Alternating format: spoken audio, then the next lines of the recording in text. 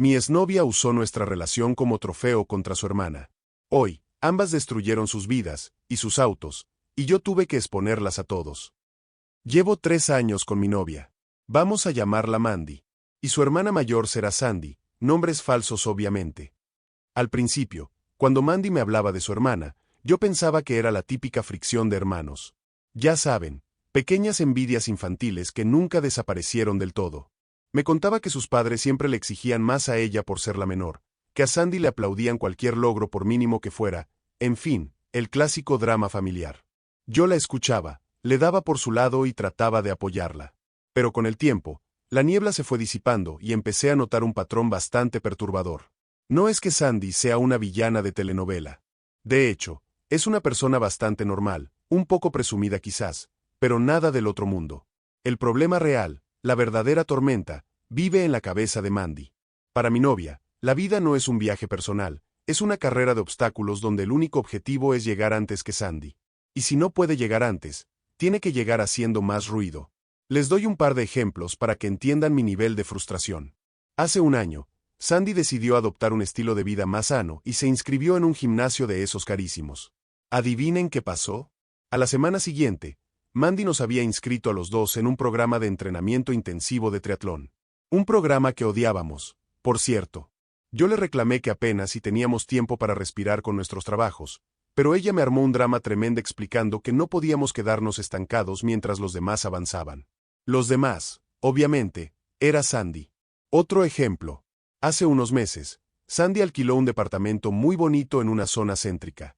A los 3 días, Mandy empezó a bombardearme con enlaces de departamentos en zonas exclusivas, lugares que estaban completamente fuera de nuestro presupuesto. Me pasé semanas tratando de hacerle entender con números y hojas de cálculo que nos íbamos a endeudar hasta el cuello si nos mudábamos ahí.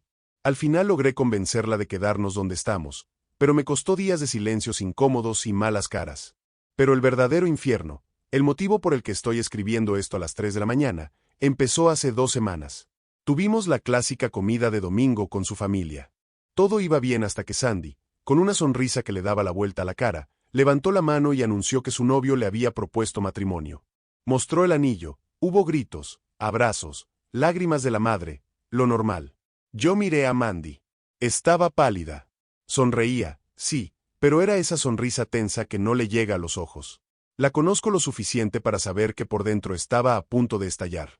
El viaje de regreso a casa en el auto fue un funeral. Intenté sacar plática un par de veces, pero me respondió con monosílabos. Y en cuanto cruzamos la puerta de nuestro departamento, la bomba detonó. Empezó a caminar de un lado a otro, frotándose las sienes, diciendo que no podía creerlo. Que llevaban menos tiempo que nosotros. Que era una falta de respeto que Sandy siempre quisiera ser el centro de atención. Yo, tratando de ser la voz de la razón, le comenté con mucha calma que cada pareja tiene sus tiempos y que no debíamos compararnos. Mala idea. Se giró hacia mí y me soltó un discurso interminable sobre cómo yo no tenía ambición, sobre cómo me conformaba con ser el eterno novio mientras su cuñado sí demostraba compromiso. Me echó en cara que llevamos 3 años y yo ni siquiera había insinuado la idea de comprar un anillo. Le expliqué, manteniendo la paciencia al límite, que habíamos acordado ahorrar para estabilizarnos financieramente antes de dar ese paso. Que casarse no es una competencia, sino una decisión de vida. Terminó encerrándose en el baño a llorar, gritando a través de la puerta que yo la estaba humillando frente a su familia al no formalizar lo nuestro. Desde entonces, la casa es un campo minado. Mandy no deja de hacer comentarios pasivo-agresivos sobre el tema. Me siento como si nuestra relación, que yo creía basada en el amor y el respeto mutuo, no fuera más que una herramienta para ella. Un trofeo que necesita ganar en este estúpido juego contra su hermana. No sé qué hacer. Siento que si le pido matrimonio ahora, no será por nosotros, sino por ganarle a Sandy. Y me niego a ser un peón en su rivalidad. Edición. Muchos me han preguntado por la actitud de los padres. Pues bien, los padres tienen mucha culpa en esto. Desde que las conozco, he notado que el papá siempre elogia los logros académicos y laborales de Sandy, mientras que a Mandy la tratan más como la niña pequeña que necesita ayuda. Creo que de ahí viene esta necesidad obsesiva de validación. Otra duda común que vi en los comentarios. No he hablado de esto con Sandy. Tenemos una relación cordial, de cuñados normales, pero no tengo la confianza para acercarme a ella y decirle, oye, mi novia está obsesionada contigo. Sería echar gasolina al fuego. Por ahora, Estoy intentando mantener la calma y buscar el momento adecuado para tener una charla seria y definitiva con Mandy. Ya les contaré si sobrevivo al intento. Actualización 1. Si pensaban que las cosas se iban a calmar. Bueno, yo también lo pensaba. Qué ingenuo fui. Hace un mes tuvimos la famosa cena de compromiso oficial de Sandy y su prometido. Fue en un restaurante bastante elegante, de esos en los que te cobran hasta por respirar. Durante las semanas previas a la cena, Mandy estuvo insoportable. Se gastó una cantidad absurda de dinero en un vestido de diseñador, fue al salón de belleza y se compró zapatos nuevos. Le comenté que quizás estaba exagerando un poco para una simple cena familiar, pero me cortó de inmediato diciendo que ella no iba a permitir que nadie la viera como la hermana fracasada. La noche de la cena, el ambiente ya venía cargado. Llegamos al restaurante y, para mi sorpresa, Mandy tomó la iniciativa de hacer un brindis casi al principio de la noche. Se levantó su copa y empezó a dar un discurso que empezó sonando bonito, felicitando a la pareja. Pero de repente, el tono cambió. Empezó a hablar de cómo ella siempre había admirado la capacidad de su hermana para conformarse con una vida sencilla, y que le alegraba que por fin hubiera encontrado a alguien que compartiera esa falta de ambición. La mesa entera se quedó en un silencio sepulcral. Podías escuchar caer un alfiler. Yo sentí que la sangre se me iba a los pies. Le toqué el brazo por debajo de la mesa para que se detuviera, pero me ignoró olímpicamente. Continuó su monólogo anunciando que nosotros no teníamos prisa por casarnos porque estábamos enfocados en cosas más grandes, y soltó la bomba de que yo estaba a punto de recibir un ascenso importantísimo que nos permitiría mudarnos al extranjero. Gente, yo no estoy a punto de recibir ningún ascenso. Ni mucho menos nos vamos al extranjero. Trabajo como contador en una empresa mediana y estoy bastante cómodo ahí. Me quedé paralizado, mirando a la nada, mientras la familia procesaba la información. Sandy, que para mi sorpresa tiene más paciencia de la que yo pensaba, simplemente sonrió de manera condescendiente y le agradeció el brindis, cambiando rápidamente de tema.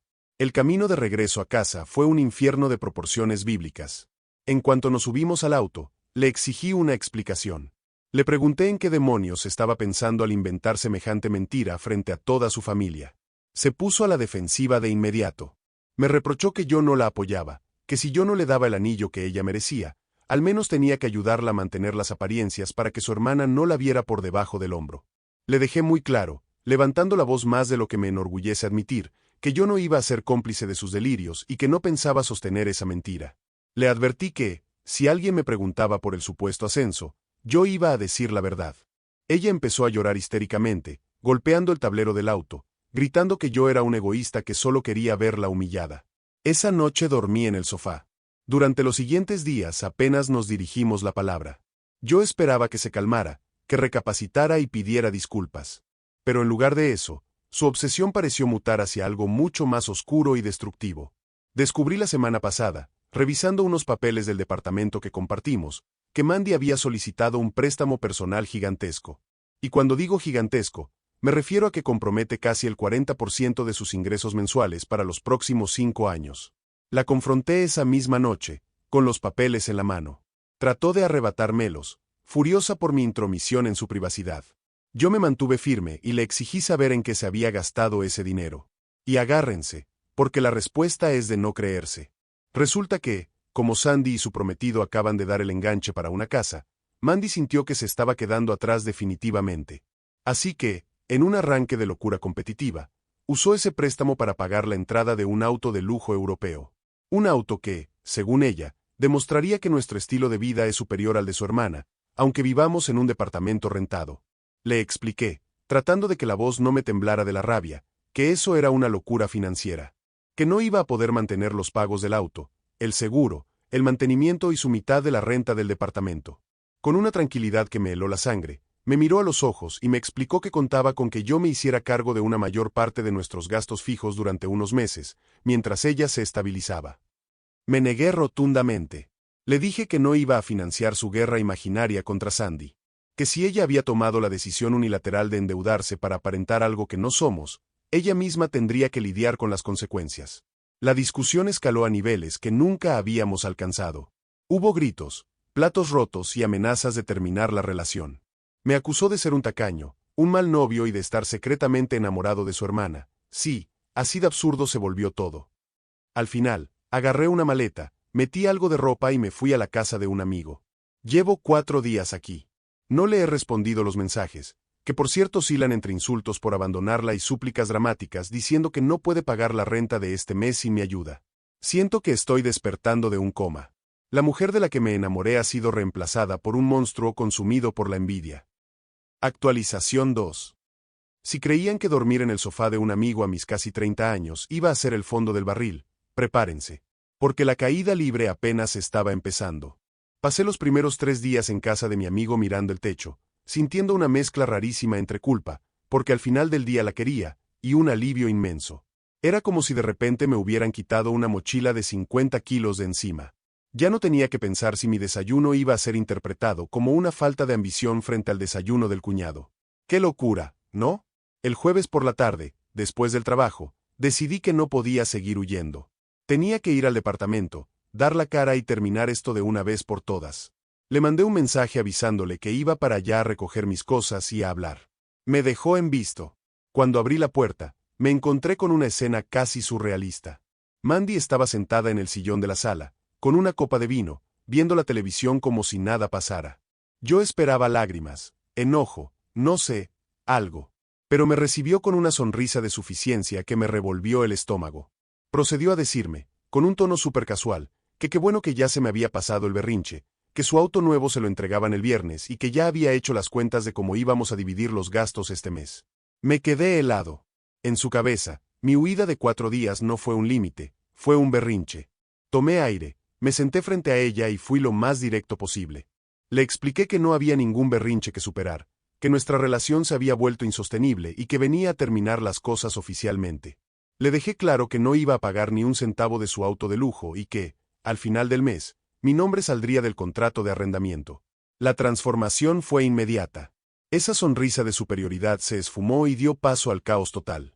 Primero intentó la manipulación emocional, llorando y jurándome que lo hacía por nosotros, que yo no entendía la presión que sentía por parte de su familia. Me explicó, entre sollozos, que Sandy la había llamado esa mañana para restregarle en la cara los detalles del banquete de bodas y que ella solo quería tener algo de que presumir también. Casi sentí lástima por ella. Casi. Pero entonces, al ver que yo no cedía y empezaba a sacar un par de cajas para empacar mi ropa, pasó a la ira. Me gritó que yo era un perdedor. Que Sandy tenía razón cuando decía a sus espaldas que yo nunca iba a llegar a nada. Trató de humillarme diciendo que se arrepentía de haber desperdiciado 3 años de su juventud con alguien tan mediocre y que, con su auto nuevo, no le costaría nada conseguir a un verdadero hombre que sí pudiera mantenerla al nivel que merecía. No dije nada. Simplemente cerré mi maleta, tomé un par de cajas con lo esencial y caminé hacia la puerta. Mientras salía, escuché el sonido de algo rompiéndose contra la pared. Supongo que fue la copa de vino. Esa noche dormí en mi nueva habitación temporal con una paz que no sentía hace meses. Oficialmente, estoy fuera del juego. Actualización 3. Gente, no tengo palabras. Sigo procesando el chisme radiactivo que me acaba de llegar. Yo he estado viviendo mi vida, tranquilo, buscando un departamento para mí solo y sanando. Mantuve contacto cero con Mandy. La bloqueé de todas las redes, de WhatsApp, de todo. Ella intentó contactarme por medio de amigos un par de veces, exigiendo dinero para la penalización por cancelar el contrato del departamento, pero le mandé a decir con su amiga que lo viera con mi abogado. No tengo abogado, pero sonó intimidante y funcionó. Pues bien, ayer me llamó Bobby, un amigo en común que es primo del ahora exprometido de Sandy. Sí, leyeron bien, exprometido. Siéntense y prepárense un café, porque el nivel de autodestrucción de estas dos hermanas es histórico. Resulta que este fin de semana fue la despedida de soltera de Sandy. Una fiesta de día, en un jardín precioso, con toda la familia, amigas elegantes, el típico evento para Instagram. Mandy llegó tarde, manejando su flamante auto europeo, el cual, me enteré, está a un mes de que se lo embarguen porque obviamente no pudo pagar ni la primera mensualidad completa. Según me cuenta Bobby, Mandy llegó con una actitud insufrible, tomando champaña como si fuera agua y haciendo comentarios sarcásticos sobre cómo la fiesta se veía un poco barata. Sandy, que ya traía los nervios de punta por el estrés de la boda, no se quedó callada. El ambiente se fue calentando. Mandy, ya bastante pasada de copas, tomó el micrófono que había para el karaoke y decidió que era un excelente momento para dar otro de sus famosísimos discursos. Empezó a soltar los trapos sucios. Delante de toda la familia y las amistades de la alta sociedad, Mandy gritó que la casa que Sandy acababa de comprar en realidad era rentada, y que el anillo de compromiso lo había pagado la misma Sandy a meses sin intereses porque el prometido estaba ahogado en deudas por apostar en línea. El jardín se quedó en silencio. El prometido de Sandy se puso rojo de furia y de vergüenza.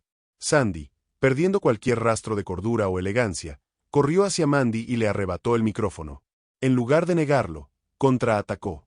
Le gritó a todo pulmón que Mandy era una fracasada, que yo la había dejado por estar desquiciada, que su supuesto ascenso en el extranjero era una mentira patética y que el auto de lujo en el que llegó era un préstamo que la tenía en la ruina.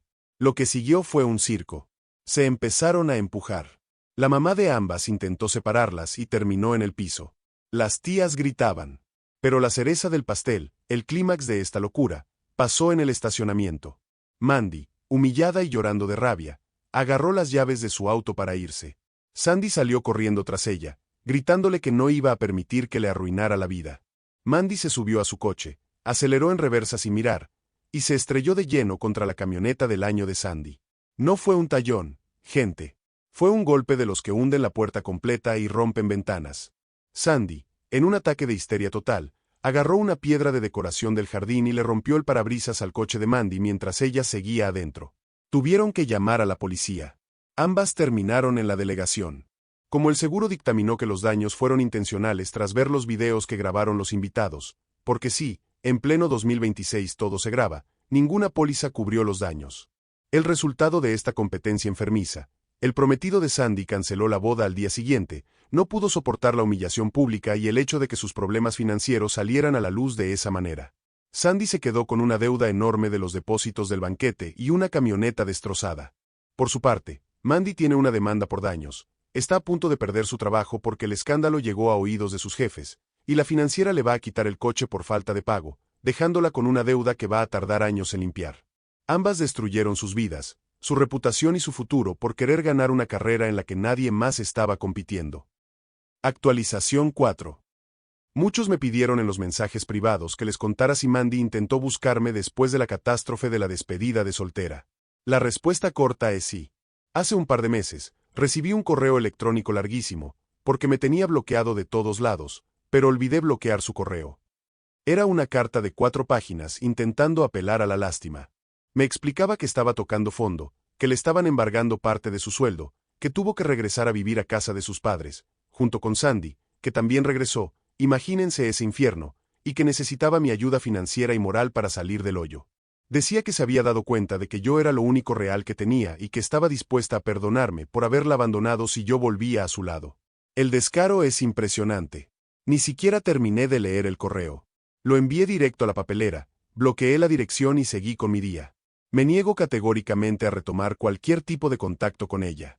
No siento sed de venganza, ni me alegra verla destruida, simplemente no siento nada. Es como leer las noticias sobre un accidente en otro país. Es trágico, sí, pero no tiene nada que ver conmigo. Actualización 5. Si le soy sincero, no pensé que volvería a abrir esta cuenta.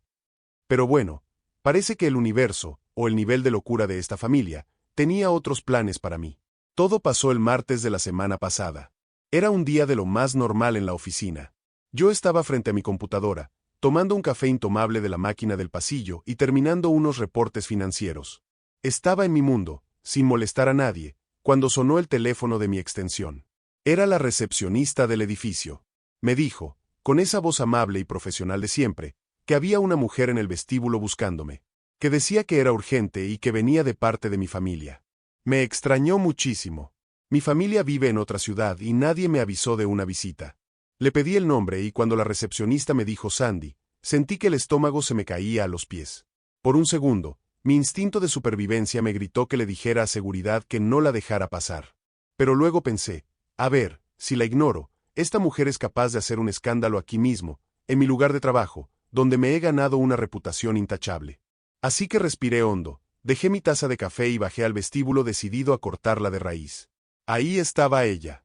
Vestía impecable, como siempre, pero con una actitud como de perrito regañado.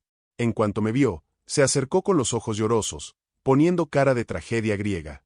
Sin darme tiempo ni de saludar, empezó con su teatro. Me soltó un discurso larguísimo diciendo que sentía muchísimo venir a molestarme a mi trabajo, que sabía que yo no quería saber nada de ellas, pero que sentía una necesidad moral de disculparse conmigo por todo el infierno en el que me habían metido. Yo me mantuve a 1 metro de distancia, cruzado de brazos y con la expresión más neutra que pude armar. Le dije, en tono bajo pero muy firme, que agradecía el gesto pero que estaba en horario laboral y que no teníamos nada más que hablar. Ella insistió. Me suplicó que le diera solo 5 minutos. Que necesitaba limpiar su karma, que estaba yendo a terapia y que parte de su proceso de sanación era pedir perdón a las personas que había lastimado con su ridícula guerra contra Mandy. Contra todo pronóstico, le creí, un poco. Supongo que muy en el fondo soy un blando. Le dije que estaba bien, que 5 minutos, pero afuera del edificio. No iba a dar un espectáculo en el lobby. Salimos a la acera. Hacía un poco de viento y yo solo quería terminar con eso. Ella empezó a hablar de lo difícil que estaba siendo vivir de nuevo con sus padres, de cómo Mandy seguía siendo insoportable y de cómo ella, Sandy, por fin había abierto los ojos y se había dado cuenta de que yo era la única víctima real en todo este desastre. Yo solo asentía. No le di la razón, no discutí, solo miraba mi reloj de reojo esperando que se le acabara el tiempo. Y entonces, justo cuando le dije que ya me tenía que subir porque tenía una junta, hizo un movimiento rarísimo. Se abalanzó sobre mí. Literalmente. Me rodeó el cuello con los brazos y me dio un abrazo exageradamente apretado y dramático. Fue tan repentino que yo me quedé congelado un microsegundo, con los brazos a los lados, totalmente rígido. Inmediatamente después, reaccioné y me eché para atrás con bastante brusquedad, empujándola por los hombros para quitármela de encima. Le dije que no volviera a buscarme, di media vuelta y me metí al edificio sintiéndome sucio, incómodo y muy confundido por lo teatral de la situación. Bueno, pues el misterio del abrazo se resolvió 3 días después. El viernes por la noche estaba en mi departamento viendo una película cuando mi teléfono empezó a sonar como loco. Eran mensajes de Babi, el amigo en común que me había contado lo del choque en la despedida de soltera. Me mandó una avalancha de capturas de pantalla, acompañadas de un mensaje que decía, «Dime por favor que esto es una broma». Abrí las fotos y se me heló la sangre. Eran fotos mías, con Sandy, afuera de mi edificio. Pero el ángulo. Dios, el maldito ángulo estaba perfectamente calculado. En las fotos solo se veía el momento en el que ella me abrazaba por el cuello, pero desde donde tomaron la foto, parecía que yo la estaba abrazando a ella. Parecía un abrazo íntimo, cariñoso. Una de las fotos incluso capturó el momento en el que yo intentaba separarme empujándola de los hombros, pero en la imagen estática, parecía que la estaba tomando de los hombros mirándola a los ojos con ternura. Y lo peor no eran las fotos. Era donde estaban publicadas. Sandy las había subido a sus estados de WhatsApp y a sus redes sociales con privacidad para mejores amigos, sabiendo perfectamente que varios de esos amigos son los chismosos que le pasarían la información a Mandy. Y para rematar, el texto que acompañaba las fotos decía, a veces, el apoyo incondicional viene de quien menos lo esperas. Las cosas siempre caen por su propio peso y la verdad siempre sale a la luz. Gracias por estar aquí para mí en mis peores momentos. Hay conexiones que nadie puede romper. Tiré el teléfono al sillón. Me pasé las manos por la cara, sintiendo que me faltaba el aire de la pura rabia. No había ido a disculparse. No había terapia, ni karma, ni culpa. Fue todo una maldita trampa. Sandy había llevado a alguien con ella, probablemente algún amigo cómplice que se escondió detrás de los arbustos o en un auto estacionado, para que nos tomara fotos. Todo ese teatro de las disculpas, el llanto falso, el abrazo sorpresa, todo fue una puesta en escena cuidadosamente orquestada para conseguir esas fotos y usarlas como munición en su interminable y patética guerra contra Mandy. Quería que Mandy pensara que ahora yo estaba del lado de su hermana mayor. Que después de arruinar su compromiso, Sandy había decidido robarle al exnovio solo para demostrar que podía hacerlo. Era un trofeo. Yo volvía a ser el estúpido trofeo en su vitrina de envidias. Esa noche no dormí. Me quedé sentado en la oscuridad de mi sala, sintiendo una furia que nunca en mi vida había experimentado. No soy un tipo vengativo, de verdad que no. Siempre he preferido alejarme y dejar que la gente se ahogue en su propio veneno. Pero esta vez, han cruzado una línea. Están jugando con mi imagen, inventando una narrativa enferma y usándome como peón para lastimarse entre ellas. Si quieren drama público, pues les daré drama público. Actualización 6. He pasado los últimos días sintiendo que me quité una armadura de encima. Y les voy a contar por qué.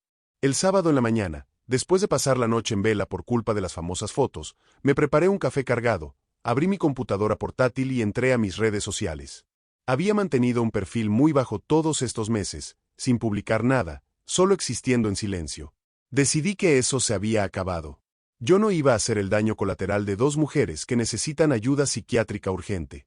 Yo no iba a permitir que la familia de mi ex y mis amigos en común pensaran que soy el tipo de escoria que se lía con la hermana de su expareja. Escribí una publicación.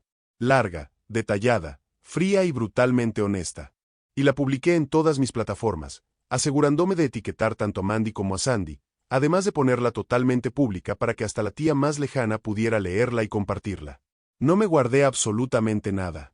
Empecé el texto aclarando el contexto de las fotos que estaban circulando.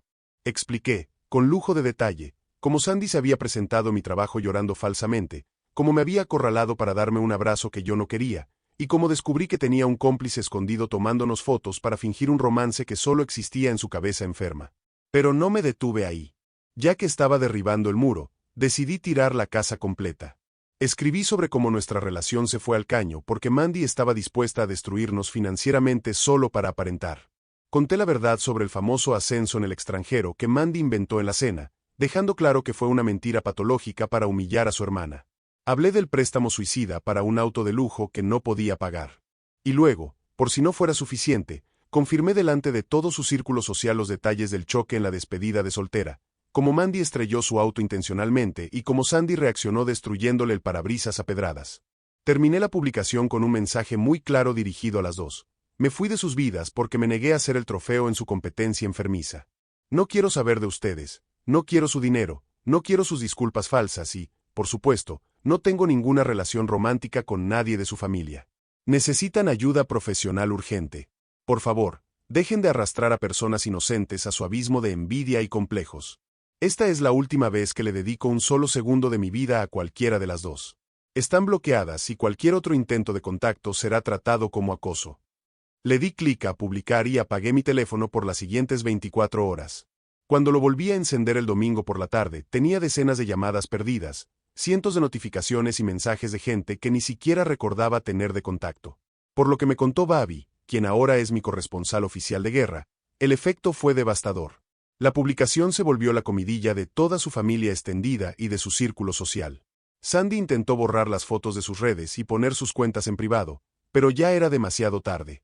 La humillación de quedar expuesta como una manipuladora que finge romances con el ex de su hermana para ganar una pelea infantil, fue demasiado incluso para ella. Su credibilidad quedó en el subsuelo. Por otro lado, Mandy, fiel a su estilo, me dejó como 20 mensajes de voz desde números desconocidos, gritando histérica, acusándome de haberle arruinado la poca dignidad que le quedaba frente a sus padres, como si yo la hubiera obligado a chocar su carro. Obviamente borré los audios sin siquiera escucharlos completos y bloqueé cada uno de esos números. Pero lo más sorprendente fue la reacción de sus padres.